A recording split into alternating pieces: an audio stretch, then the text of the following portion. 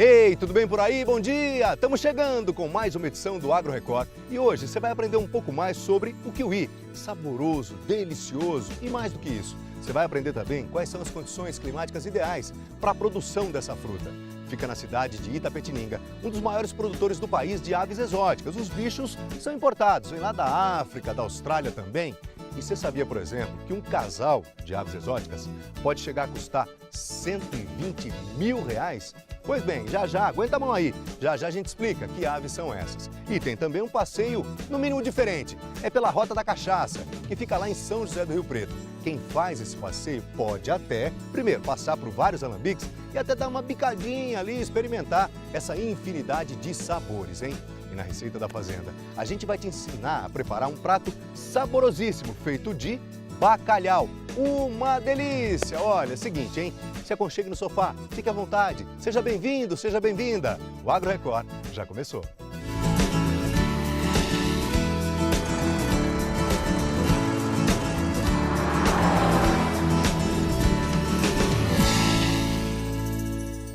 Matéria de capa do Agro Record de hoje, hein? A gente vai falar um pouco mais sobre o kiwi. Você sabia, por exemplo, que essa fruta deliciosa, eu acho uma delícia. Ela precisa de longos períodos de frio para favorecer a produção? Pois bem, as nossas equipes foram até o Paraná para conhecer uma propriedade que está produzindo 3 tipos dessa fruta. E claro que todo o clima ali daquela região favorece e muito a produção, tanto que os produtores estão animados demais. Foi neste canto do Paraná que o seu João resolveu investir nos kiwis. Ele é funcionário público na cidade, mas dedica boa parte do tempo dele no negócio da propriedade, que fica na área rural de São Luís do Purunã. As primeiras mudas foram plantadas há 9 anos, mas há apenas 5 anos elas começaram a produzir. Dos 15 hectares de cultivo, 8 estão em produção. A colheita, que acontece nesta época do ano, rende cerca de 250 toneladas da fruta. Para produzir bem, o kiwi precisa de um manejo que mistura podas no momento certo e bastante frio, típico nessa região. Nós precisamos de, no mínimo, de 380 a 400 horas de frio, né, para que o kiwi possa produzir satisfatoriamente e ser lucrativo, né? Diferente de outras frutas bastante comuns aqui na região, como a ameixa, o pêssego e a maçã, o kiwi tem um aspecto muito curioso, interessante. Porque aqui ele está pronto para a colheita, mas ainda não está bom para o consumo. Eu posso estar numa plantação como essa, com os pés carregados. Se eu tirar um fruto como esse daqui agora, eu preciso esperar de 10 a 15 dias para ele ficar bom para o consumo. É o tempo que leva para ele terminar o processo de amadurecimento. Ele vai ficar mais doce, mais saboroso depois desse tempo. Na propriedade são cultivados 3 tipos de kiwi. O Monti e o Bruno, que são os mais comuns de se encontrar no mercado, e o Yellow King, que tem uma polpa mais amarelada. Mas ao redor do mundo são mais de 30 variedades diferentes da fruta. Na época da colheita, longe do pomar, as grandes trabalhadoras da propriedade dão uma folga da plantação. São as abelhas as responsáveis por 80% da polinização do pomar. Nós necessitamos de um pé macho para 10 pés fêmeas, né? E nós precisamos ter essa polinização cruzada, que esse é o papel importante das abelhas, né? O kiwi produzido na propriedade é vendido para estados do Sudeste, Centro-Oeste e Nordeste do país. Seu João explica que no Paraná o produto tem pouco valor para os compradores, que pagam pouco. Ele diz ainda que falta incentivo e pesquisa para que o manejo da fruta possa garantir mais produtividade. No final do período de colheita, a propriedade fica cheia de gente. São turistas que visitam a região e aproveitam para conhecer como funciona uma plantação de kiwi. Incentivar o turismo também é uma motivação por aqui. Muito divertido, porque a gente fez a colheita também, muito legal.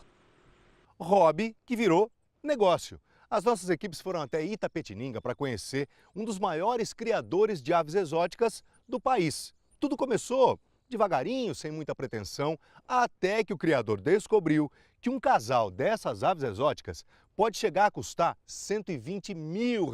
Claro, aí tudo mudou. Pois bem, você vai conhecer agora quem é esse produtor e principalmente que aves são essas. Veja aí.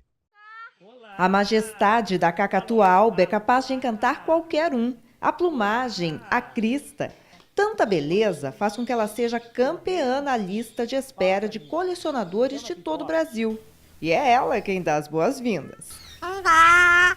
Esse sítio em Itapetininga mantém uma criação de aves raras e exóticas. São cerca de 400 casais de reprodução, 15 espécies de aves raras. O colorido enche os olhos, as plumagens chamam a atenção. Os primeiros filhotes dessa cacatua inca foram reproduzidos aqui no Brasil pelo Marcelo, que é criador há 18 anos. A gente tem que acertar os viveiros, tem que acertar o ninho, porque são umas aves muito difíceis de criar. Então aqui foi acertado o ninho em uma palmeira. A gente cortou a palmeira, estipulamos o ninho e aí elas botaram dentro do ninho da palmeira. Ano passado nasceu 4 cacatuas inca aqui. É uma área de 10.000 metros quadrados com um pássaro mais belo que o outro. Os periquitos também encantam. As cores são lindas. Essa fêmea de periquito australiano, de um amarelo exuberante, é uma mutação que só tem aqui no viveiro brasileiro. Ainda tem um único casal de periquito derbiana no país. As espécies são encantadoras, verdadeiras joias que merecem muito cuidado e atenção. Elas contam com os recintos específicos, com direito até uma chuveirada. Cada espécie tem alojamentos separados. Nesse outro recinto estão os papagaios africanos. Esses são do Congo, os mais procurados do Brasil. Eles têm uma mentalidade muito fácil de aprender a falar nome, número, escolher cores. Então é uma ave assim, realmente muito especial. Além da cor dela, cinza com vermelho, são uma cor bonita. Tá? E uma ave uma das mais procuradas do mundo hoje. Ela é a número 1 em vendas. Esse casal já teve filhotes e olha só como são espertos, tem apenas 30 dias.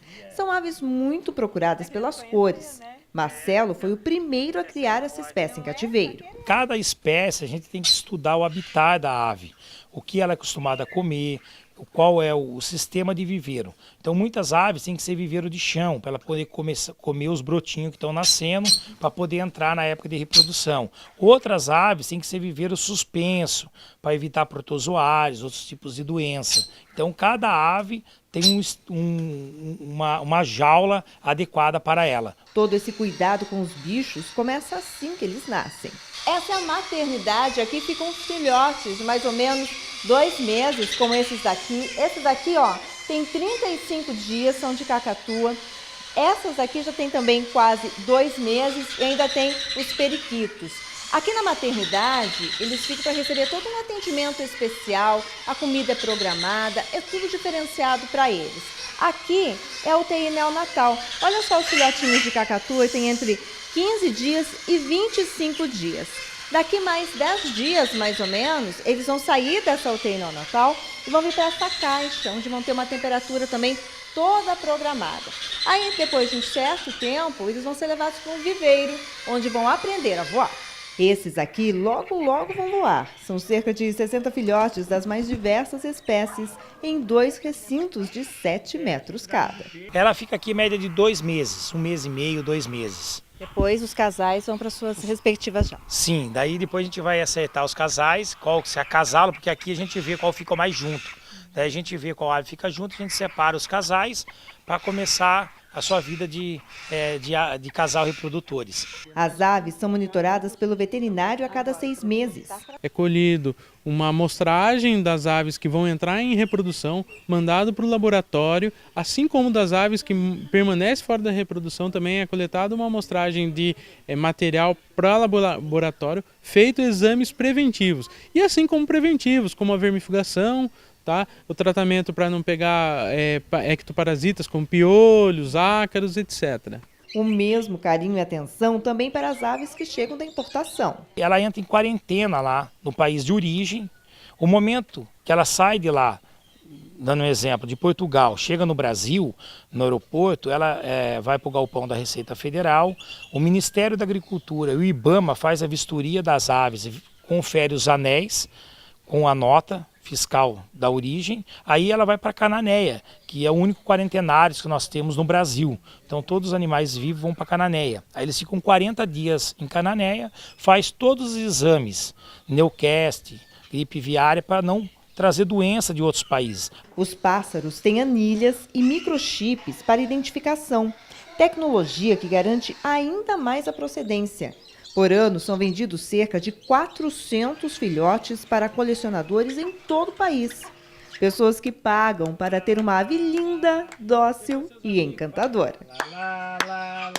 Você sabe distinguir qual é a diferença entre pinga e cachaça? Isso é coisa de especialista, hein? Eu, por exemplo, não tenho a menor ideia. Aliás, tem gente que gosta mesmo é de mandar para dentro, né?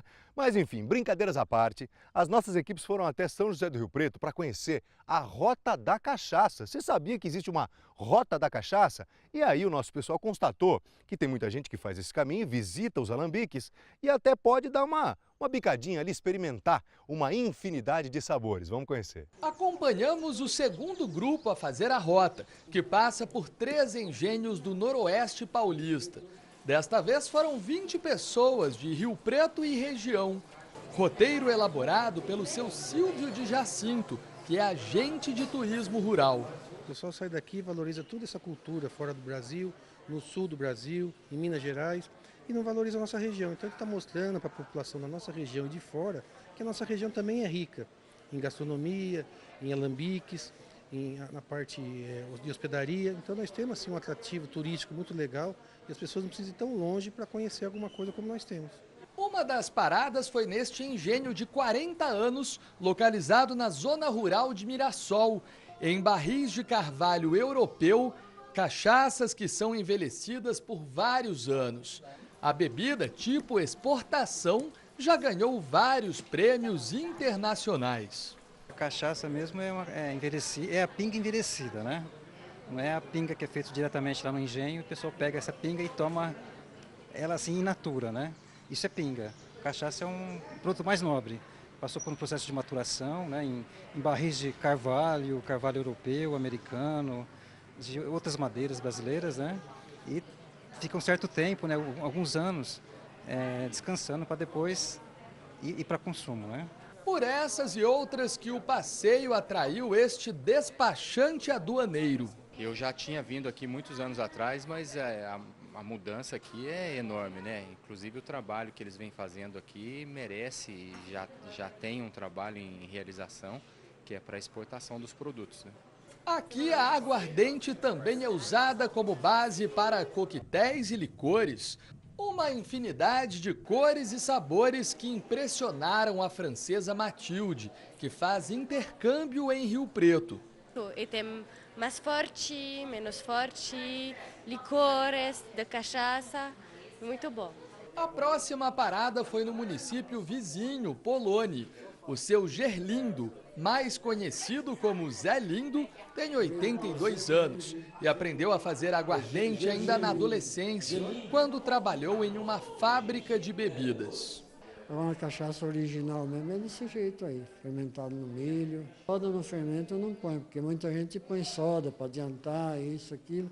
Eu se põe uma colher de soda num tanque de fermentação desse aí, eu não tenho coragem de vender a pinga amanhã. Não tenho, de jeito nenhum. Democrática, a cachaça vai bem pura ou misturada. Combina com tudo e pode ser apreciada por todos. Não é só de homem também, mulher está bebendo também. Essa daqui é licor de gengibre, tá uma delícia, sensacional. Entendeu? Eu amei, tô adorando o passeio. Primeira parada do Agro Record e já depois do intervalo tem as cotações da semana e você vai ver também que um produtor de soja decidiu fazer o rodízio de culturas e tá dando muito certo, mas é já. Depois do intervalo, um instante só.